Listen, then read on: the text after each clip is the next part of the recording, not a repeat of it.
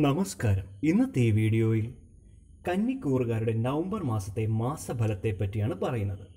കന്നിക്കൂറ് എന്ന് പറയുന്നത് ഉത്രം 2, 3, 4 പാദവും അത്തവും ചിത്തിരയുടെ 1, 2 പാദവും ചേരുന്നതാണ്. ഇവരുടെ ഫലം ഇങ്ങനെയാണ്. കഴിഞ്ഞ മാസത്തെ വെച്ച് നോക്കുകയാണെങ്കിൽ ഈ മാസം നിങ്ങൾക്ക് സമ്മിശ്രമായിട്ടുള്ള ഫലമാണ് ലഭിക്കുക. ഈ മാസത്തിൻ്റെ തുടക്കത്തിൽ കൂടുതൽ ജോലി സമ്മർദ്ദമുണ്ടാകും. ജോലി പൂർത്തിയാക്കുവാൻ കഠിനാധ്വാനവും പരിശ്രമവും വേണം. വ്യക്തിപരമായ ജീവിതത്തിൽ ചില ഗാർഹിക പ്രശ്നങ്ങൾ ഉണ്ടാവാനും അതുമൂലം നിങ്ങൾക്ക് ഉത്കണ്ഠ ഉണ്ടാവാനും സാധ്യതയുണ്ട്. കുടുംബത്തിലെ മുതിർന്ന അംഗത്തിൻ്റെ ആരോഗ്യത്തിൽ നിങ്ങൾക്ക് ആശങ്കയുണ്ടാകും. കുടുംബാംഗങ്ങളുമായി പെട്ടെന്നൊരു തീർത്ഥാടനത്തിന് പോകാൻ സാധ്യതയുണ്ട്. മാസമധ്യത്തിൽ നിങ്ങൾക്ക് ചിലവ് കൂടും.